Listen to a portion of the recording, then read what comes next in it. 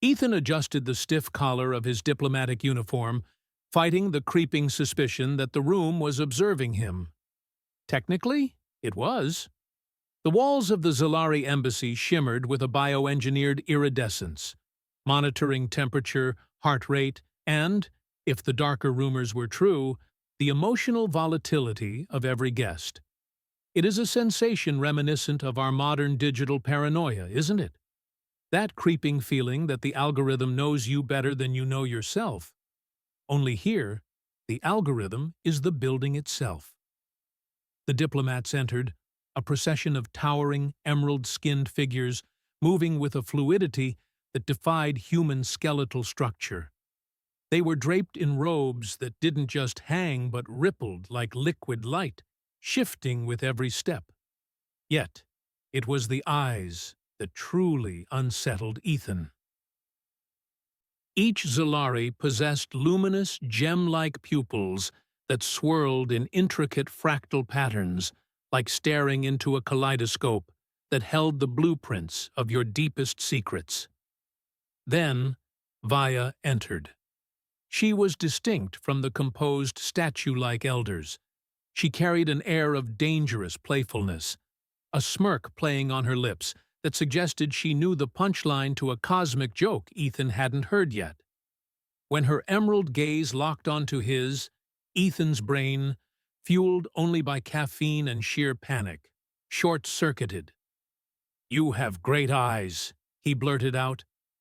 The silence that followed was heavy, absolute, and terrified. It was the sound of a universe holding its breath. Vaya's pupils didn't just widen. They spiraled outward like blooming galaxies. "You see them?" she whispered, her voice dropping to a reverent tremble. Before he could ask for clarification, the glamour fell. Her skin, once smooth, erupted in a shimmer of motion. Hundreds of spectral eyes blinked open across her collarbone, shoulders, and arms, ethereal, glowing slits, shifting and refocusing independently. It was beautiful and nauseating in equal measure. The other diplomats froze, recoiling as if Ethan had just pulled the pin on a grenade. "You are compatible," Vaya murmured, reaching out. A deep, resonant chime vibrated through the floorboards, felt in the marrow rather than heard. Protocol invocation. The ancient rite of first perception had been triggered. A robed elder stepped forward, their voice grave. "The human has seen. It is written. He must stand trial." Ethan's attempts at de-escalation, nervous jokes about lawyers and friendly chats over tea, withered under the elder's gaze. "Your laws are irrelevant," they told him.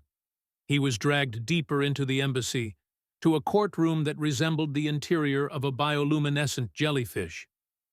The walls pulsed with shifting colors, a living mood ring of judgment. Vaya stood beside him, her many eyes watching, warning him that this was no time for sarcasm, though sarcasm was the only weapon he had left. "The trial will test whether you are truly attuned to the deeper sight," she warned, "or if this is a fluke." Ethan stepped into the central chamber, and the floor dissolved. Boundaries vanished. Space unfurled around him like an origami flower made of light, revealing the raw code of existence. He felt the crushing weight of 1,000 timelines pressing against his skull. He saw versions of himself that had walked away, versions that had died, and versions that had never been born. But beneath the dazzling chaos, he saw something else. A presence. Something vast, ancient, and undeniably hungry was watching him from the void. In tales like this, one often expects enlightenment at the end of the journey. But Ethan found only the terrifying realization of insignificance. When the vision snapped back to reality, Ethan was on his knees, gasping for air. "I saw something else," he whispered, his voice trembling. "Something beyond even you. It wasn't just looking at me. The concept of being seen was staring back. The reaction was immediate and terrified. The elders, usually so composed, synchronized their eye patterns in a display of collective fear. They knew what he had seen. Vaya grabbed his arm, her grip bruising. "We need to leave. Now." This wasn't just a retreat. It was an escape from a reality that was already beginning to fray. As they sprinted toward the docking bay, the station hummed with a low, dissonant vibration. The lights flickered, casting shadows that moved independently of their sources. When they reached the bay, reality hiccuped. For a single, sickening heartbeat, the world doubled. Ethan felt himself split. Two versions of himself occupying the same space. A visceral moment of quantum horror that nearly emptied his stomach. "It's already begun," Vaya cursed, shoving him toward a sleek, iridescent cruiser. They blasted out of the atmosphere, leaving the glitching embassy behind. As the stars streaked past, Ethan, strapped into the co-pilot seat, finally found his voice. "Where are we going? Please tell me we're finding a wise sage with a magic sword." "Not exactly," Vaya replied, her gaze fixed on the navigation console. "We are going to the only other being who has seen beyond the veil." They arrived at a chaotic, organic structure floating on the fringes of known space, a station that looked more like a tumor on the fabric of the universe than a habitat. Inside, the air smelled of ozone and stale coffee. There were no robes, no mystical chants. Just a man.